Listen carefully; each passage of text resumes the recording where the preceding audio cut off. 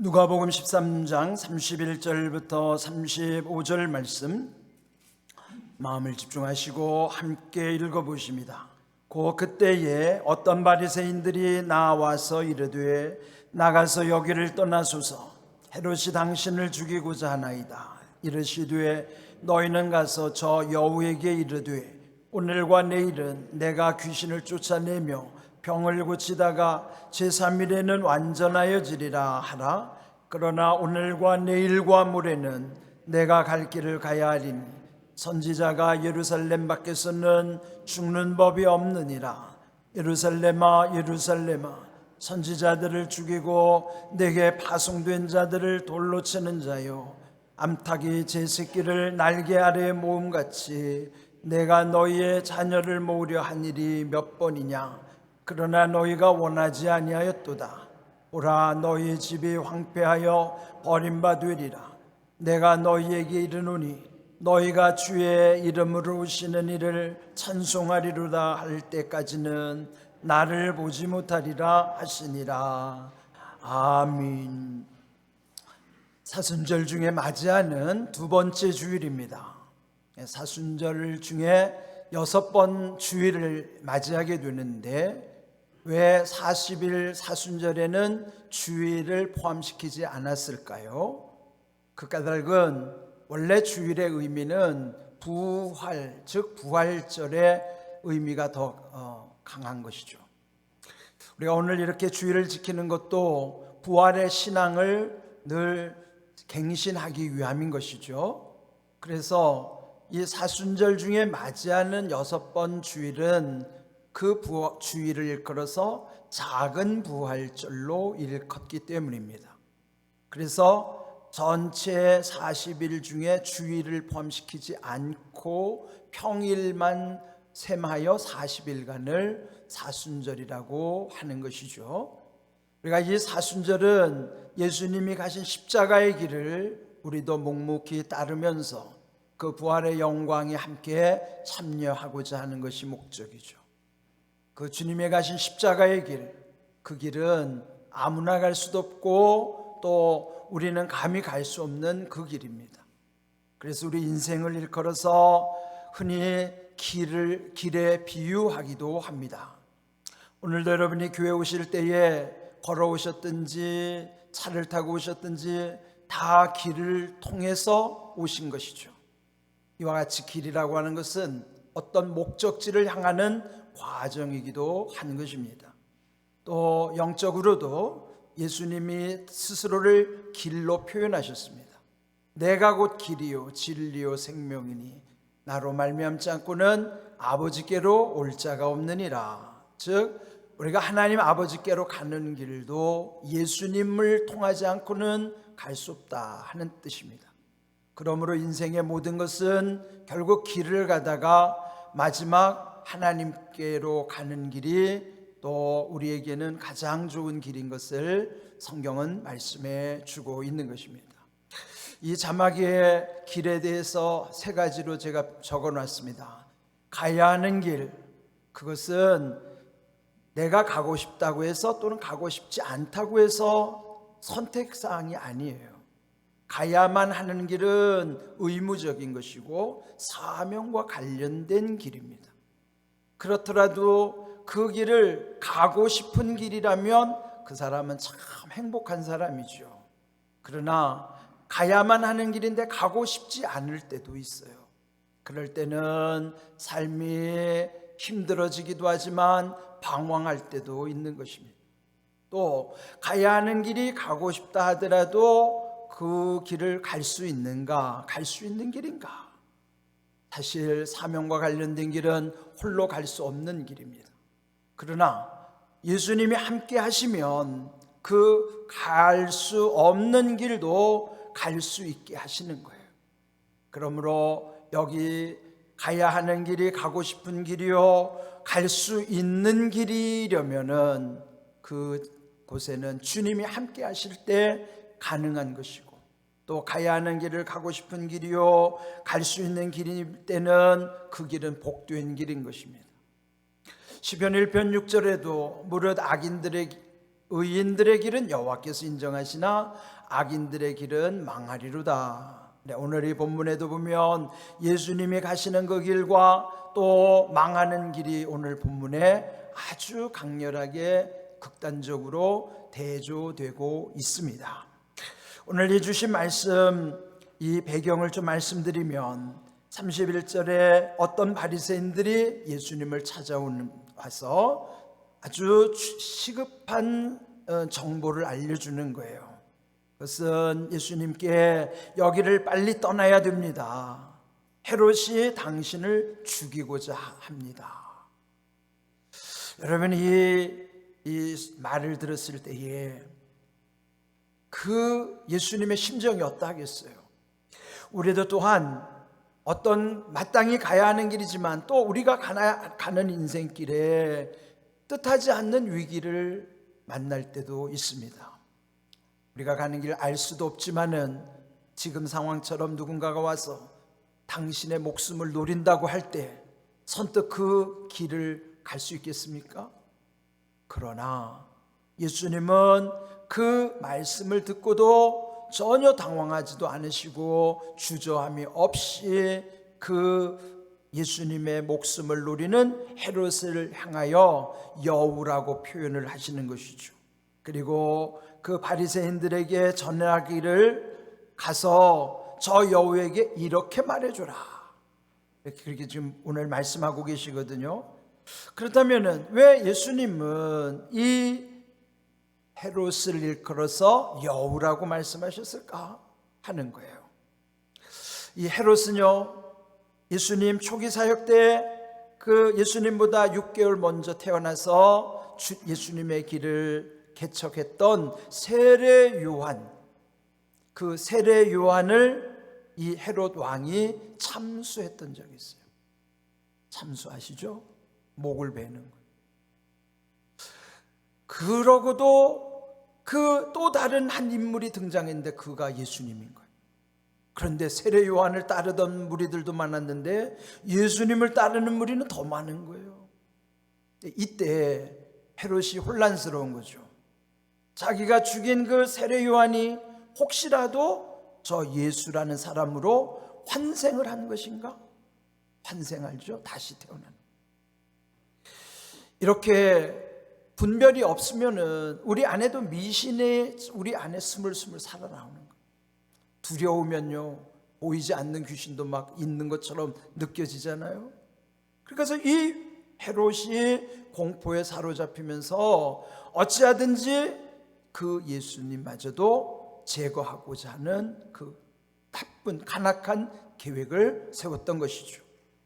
또한 예수님이 이 헤롯 왕을 여우라고 표현한 까닭은 우리의 정서에서도 좀 한번 비교해 볼 필요가 있어요. 우리 일상에서 흔히 쓰는 말 중에 호가호위라는 말이 있죠. 여기 호자가 2개 나오는데 처음 호자는 한문으로 여우 호자고 뒤에 호자는 여러분 잘 아는 호랑이 호자예요. 그러면 이 뜻은 호랑이가 가짜라는 건 거짓으로, 또 여우가 거짓을 꾸미는 것이죠. 그는 뭐냐면 호랑이의 위엄을 빌어서 행세를 하는 것을 일컬어서 호가호위라 하는 거예요. 헤롯은요, 그 한 지역을 다스리는 분봉왕임에도 불구하고 사실 그 배후에는 로마 황제라고 하는 실세가 존재하는 거예요. 그러나 이 헤롯은 그 권력을 빌어서 마치 그 위세를 떨치는 그런 모습에서 이 헤롯도 호가호위를 하는 거예요. 이런 것은 아이들의 동화에도 잘 나타나잖아요. 어느 날 이 여우가 숲을 지나가는데 그 숲속의 동물들이 이 여우를 보면서 다 기겁을 해서 달아나는 거예요. 이때 여우가 착각하죠. 야, 내가 대단히 무서운가 보다. 이 숲속에 내가 왕인가 보다. 나를 이렇게 두려워하는구나. 그런데요, 알고 봤더니 뒤에서 호랑이가 쫓아오고 있는데 그 짐승들이 달아난 것은 여우가 무서워서가 아니고 뒤에 따라오는 호랑이를 보고 무서워서 달아난 거예요. 그래, 그 까닭도 모르고 이 여우는 의시되다가 결론이 어떻게 됐겠어요? 결국 이런 호가호위하는 것이 우리 일상에서도 적지 않게 나타나는 거예요. 네, 지난주에 새로운 대통령이 선출이 됐잖아요. 근데 여러분, 그 권력이 5년 권력이잖아요. 그런데 사실 이 모든 권력은 하늘로부터 오는 거예요. 하나님이 절대 권력자이신데 그것을 잊어버리고 잠시 맡겨준 그 5년을 사유화하면, 그 권력을 사유화하게 되면요, 즉 호가호위하게 되면 결국은 무너질 수밖에 없고 망할 수밖에 없어요. 그래서 여러분, 권력을 가지면 더 겸손해져야 되는 거예요. 그런데 이 칼을 쥐어주면요, 칼은 인간의 이 욕망 가운데 휘두르고 싶은 욕망이 있는 거예요. 그래서 권력자들이 쉽게 무너지는 이유이기도 한 것이에요. 그래서 우리는 항상 하나님 앞에 겸손해야만 우리에게 주신 모든 기회를 놓치지 않게 되는 거예요. 그렇다면 이 호가호위 현상이 우리 주변에는 없을까요? 우리 교회 안에서도 보면요, 하나님께 은혜를 힘입어서 내 삶이 잘 될 때에 하나님을 잊어버리는 순간부터는 자기가 잘나서 모든 일이 잘 된 줄로 착각하게 되는 거예요. 그렇게 되면은 마치 하나님의 은혜 아닌 자기 능력이라고 착각하여 그것도 일종의 영적으로는 호가호위 현상이에요. 세속적으로나 영적으로나 이런 호가호위 현상이 우리를 무너지게 하고 결국 망하게 하는 거예요. 그래서 우리는 항상 예수님이 헤롯을 끌어서 저 여우라고 칭한 것처럼 우리 스스로도요, 호가호위하는 일이 없도록 늘 하나님의 권능세 아래 겸손한 믿음으로 살아야만 하는 것입니다. 오늘 주신 말씀에서도 보면 예수님은 오히려 두려움 없이 33절에 보시면은 오늘과 내일과 모레는 내가 갈 길을 가야 하리니 선지자가 예루살렘 밖에서는 죽는 법이 없느니라. 왜 예수님이 두려워하지 않았을까요? 그 까닭은 오늘과 내일과 모레라고 하는 사명 때문에, 그리고 내가 가야만 하는 그 사명의 길을 가는 동안에는 죽지 않는다는 것을 말씀하십니다. 선지자는 예루살렘 밖에서 죽는 법이 없느니라, 즉 사명을 다하기까지 죽지 않는다는 것을 믿기 때문에 헤롯이 죽이려고 해도 죽일 수 없다는 거죠. 이 믿음이 있기 때문에 담대한 것이에요. 여러분, 우리도 사명에 집중하고 이 사명을 따라 살아가면 죽음을 두려워하지 않는 것이에요. 이렇게 귀한 진리 가운데 우리가 담대하게 살아갈 수 있음을 말씀해 주시는 내용이죠. 그렇다면 여기서 예수님 표현하신 대로 오늘과 내일과 모레라는 의미가 뭘까요? 그 직전에 32절에 보시면은 그것은 사명과 관련이 되어 있습니다. 거기 오늘과 내일은 내가 귀신을 쫓아내며 병을 고치다가 제3일에는 완전하여지리라. 여기에 이 오늘과 내일과 모레, 즉 제3일이라는 의미는 상징적인 뜻이 있어요. 오늘이라고 하는 현재요, 내일은 가까운 미래요, 제3일 모레라고 하는 것은 좀 더 먼 미래일 수 있겠죠. 그렇다면 오늘과 내일이라고 하는 것은 사명과 관련된 시간이에요.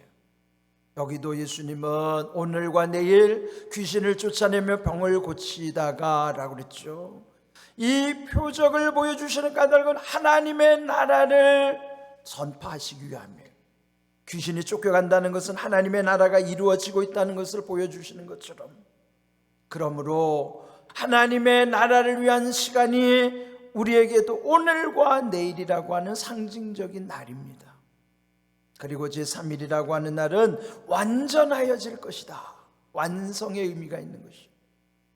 이 완전하리라는 말씀은 예수님이 십자가에 위해서 죽으시기 전에 남겼던 7 말씀이 있죠.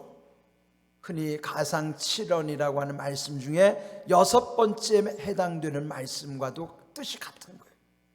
예수님의 가상칠언 중에 6번째 말씀은 다 이루었다, 하는 말씀이죠. 그 말씀처럼 여기에 완전하여지려는 것도 다 이루었다는 의미이기도 한 것입니다. 그러므로 제3일이라고 하는 것은 하나님의 뜻이 이루어지는 날, 이것이 오늘 우리에게도요, 우리의 삶 속에서 오늘과 내일이라고 하는 사명에 힘쓰는 삶, 그리고 3일날 결국 하나님의 뜻이 이루어짐을 우리에게 말씀해 주시는 거예요. 우리 신앙 고백동에도 보면은 예수님이 부활하신 것도 3일 만에 부활하셨다는 것을 고백하는 것처럼, 이런 3일의 의미라고 하는 것은 하나님의 뜻이 이루어지는 시간적인 의미가 있음을 말씀해 주시는 것입니다. 오늘 이 말씀 속에서 또 하나 우리가 생각해야 할 것은, 예수님은 주님이 가시는 그 사명의 길을 묵묵히 가시지만은 여기 34절에 예루살렘아 예루살렘아 라면서 탄식하시는 말씀이 있어요. 그 까닭은 그 예루살렘의 권력자들이 선지자들을 죽이고 내게 파송된 자들을 돌로 치는 자여. 지금 예수님도 십자가에서 죽으시는 길을 가지만은 그 이전에도 하나님의 나라를 위해서 보냈던 선지자들을 핍박하고 죽였던 그런 사람들인 것이죠. 결국은 그들은 하나님의 뜻을 거스르면서 사망의 길로 가는 거예요. 예루살렘이 결국 멸망당하는 것이죠. 그래서 여기도 말씀하시기를 결국 35절 보라 너희 집이 황폐하여 버림받으리라. 결국 무너지고 망하게 되는 것이에요. 예수님의 가시는 길은 영생을 위하는 길이지만은 그 반대로 예루살렘은 무너지는 길, 결국은 쓰러질 수밖에, 망하는 길. 너무나 극단적으로 대조적인 두 길을 우리에게 보여주시는 것입니다.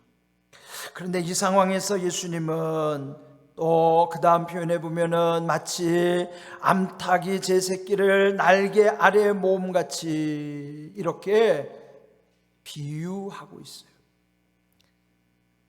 그 헤롯을 일컬어서는 여우라고 칭하셨지만은 당신을 일컬어서는 암탉에 비유하는 거예요. 그 암탉이 병아리를 그 어미 품에 품고 지키고 있는 것처럼. 그렇지만은 그 암탉은 연약하잖아요. 그러나 닭을 키워보신 분은 알지만 그렇게 겁이 많은 닭도요, 병아리를 품을 때는 용감해지잖아요. 그래서 병아리를 해치려면 막 달려들고 그런 거죠. 그렇처럼 예수님도 연약하셔서 결국 십자가에 죽으실 수밖에 없지만 끝까지 자녀들을 포기하지 않으시는 그 참 사랑을 표현해 주시는 내용입니다. 그렇게 사랑함에도 불구하고 내가 너희의 자녀를 모으려 한 일이 몇 번이냐, 그러나 너희가 원하지 아니하였도다 탄식하시는 거예요. 주님이 가시는 그 길, 영원한 생명과는 정반대로 그들은 사망의 길로 가고 있는 것에 대한 탄식이기도 한 것입니다. 이와 같이 우리 인생은 이 양극단의 어느 한 방향을 향해서 지금 가고 있는 거예요. 그러므로 지금 나의 모습, 우리의 모습은 어느 방향을 향하고 있는가, 우리를 돌아보는 시간이어야만 하는 것이죠. 그런데 인생은요, 왜 이렇게 무너질 수밖에 없는가? 잠언 19장 3절 사람이 미련함으로 자기 길을 굽게 하고 마음으로 원망하느니라. 결국 그 길을 구부러뜨리는 것은 자기가 미련하기 때문임에도 불구하고 결국은 마음으로 하나님을 원망하는 거예요. 이것이 어리석은 우리 인생의 모습인 것이죠. 그러나 잠언 16장 9절 그 모든 길은 하나님의 주권 속에 있음을 말씀해 주시는 거예요. 사람이 마음으로 자기 길을 계획할지라도 그의 걸음을 인도하시는 이는 여호와시니라. 우리가 모든 것 마음에서 계획한다 하지만은 결국 그 계획이 실행되기 위해서는, 또 온전해지기 위해서는 걸음을 인도하시는 하나님이 함께 하셔야 하는 거예요. 결국 주권이 하나님께 있음을 말씀해 주시는 것이죠. 그래서 하나님은 우리의 인생길을 하나님께 맡기기를 원하시는 거예요. 시편 37편 5절 내 길을 여호와께 맡기라. 그를 의지하면 그가 이루시고, 우리의 인생길을 하나님께 맡길 때, 하나님께 의지할 때에 우리의 길도 하나님이 이루어 가심을 약속해 주시는 것입니다. 시편 32편 8절은 좀 더 구체적으로 약속하십니다. 내가 네 갈 길을 가르쳐주고 보여주고 주목하고 훈계할 것이다. 구체적으로 네 가지를 잘 새겨보시기 바랍니다. 가르쳐 주셔야 돼요. 우리는 미련해서요 잘 알지 못합니다. 요한복음 14장 26절, 예수님이 보혜사 성령을 우리 가운데 보내주실 때 하신 말씀이죠. 보혜사, 곧 아버지께서 내 이름으로 보내실 성령, 그가 너희에게 모든 것을 가르치고, 그렇게 말씀하십니다. 성령께서 우리 가운데 오셔야만 우리에게 모든 것을 가르쳐 주시는 것입니다. 뿐만 아니라 또 좀 더 구체적으로 보여주시기도 하는 거예요. 여러분, 인생에 길이 없는 게 아니에요. 길이 보이지 않을 뿐이죠. 우리의 마음이 어두워지고 영적으로 혼돈의 상태에 있을 때는 길이 있는 것도 볼 수가 없는 거예요. 마치 깜깜하면 길을 찾을 수가 없는 것과 같은 것이죠. 그런데 빛이 되시는 예수님이 우리 가운데 오시면 그 빛 가운데에서 마침내 길이 보여지기 시작하는 거예요. 그래서 여러분이 하나님께 맡길 때 가르쳐 주실 뿐만 아니라 보여주시기도 하지만 더 중요한 것은 주목하시겠다는 것이에요. 이 어린아이에게 엄마가 항상 시선을 떼지 않는 것처럼 우리가 가는 길 가운데 하나님의 항상 시선을 떼지 않고 살펴보시는 거예요. 지켜주시는 거예요. 주목하시는 것입니다. 그리고 훈계하신다는 것은 말씀을 통해서 깨우쳐 주시는 거예요. 깨닫게 하시는 은혜인 것입니다. 이렇게 말씀 속에는 하나님이 우리와 함께 하실 때에 구체적으로 이런 모든 일들을 이루게 하시겠다는 것입니다. 가르쳐 주시고 보여주시고 주목하시고 훈계하신다는 사실을 기억하십시오. 그래서 우리는 모든 일을 먼저 하나님께 맡긴다는 것, 그것을 일컬어서 기도라고 하는 거예요. 기도라는 것은 하나님께 다 맡기고 그분에게 구하는 거예요. 마음의 교육뿐만 아니라 그 길에서 일어나는 모든 과정들까지도 하나님이 함께 하신 가운데서 그 모든 길은 바른 길이어야만 온전한 길, 마침내 복된 길로 완성되어지는 것이죠. 그리고 욥기 23장 10절 또 우리가 깊이 깨달아야 되는 말씀입니다. 내가 가는 길을 그가 아시나니 그가 나를 단련하신 후에는 내가 순금같이 되어 나오리라. 여러분, 역사상 가장 고난을 당하고 시험이 많았던 인물이 욥이었잖아요. 그는 시험 받고 고난 당할 때 이유를 몰랐어요. 그래서 고백하는 거예요. 내가 가는 길을 그가 아십니다. 하나님만이 아시는 거예요. 지금 내가 왜 이런 고난을 당해야 되는지 알 수가 없는 거예요. 우리도 이따금 어떤 힘든 상황이나 어려움이 닥치면 고난의 이유를 알 수가 없어요. 그러나 하나님은 알고 계세요. 그때 우리의 믿음은 이 욥과 같이 하나님의 선하심과 인자심을 믿으면서 그 하나님은 이 고난의 과정을 통해서 나를 단련하신다는 사실을 기억하는 거예요. 단련이 뭔지 알죠? 대장간에서 시뻘건 불에 집어넣었다가 그거를 망치로 해머로 두드리고 다시 물에다가 식혔다가 또 다시 두드리는 그런 과정, 그게 단련하는 거예요. 강하게 하는 것입니다. 그러고 나면 마침내 그 풀문불 속에 그 금이 불순물이 다 제거된 다음에 순금으로 나오는 것처럼, 아주 정금으로 나오는 것처럼, 그것이 하나님의 의 가운데서 이루시는 거예요. 그러므로 우리는요, 하나님의 뜻을 깨달을지 못하더라도 우리를 이렇게 연단하시는 하나님은 마침내 순금 정금의 신앙으로 우리를 세워주신다는 것을 우리는 믿고 따르는 것입니다. 그래서 예수님도요, 요한복음 16장 33절 그 16장 끝에서 이렇게 말씀하시는 거예요. 이것을 너희에게 이르는 것은 너희로 내 안에서 평안을 누리게 하려 함이라. 또 세상에서는 너희가 환난을 당하나 담대하라, 내가 세상을 이겼노라. 예수님이 십자가를 지시고 십자가에서 부활하지 않으셨다면 그분은 죽음을 이길 수가 없는 분이었죠. 예수님 직전에 많은 사람들이 십자가에 죽었으면 다 죽음으로 끝난 거예요. 그러나 예수님은 십자가에서 죽으신 후에 부활하셨다는 것은 죽음을 이기신 거예요. 사망의 권세를 이기셨다는 것은 그 말씀처럼 세상을 이기신 거예요.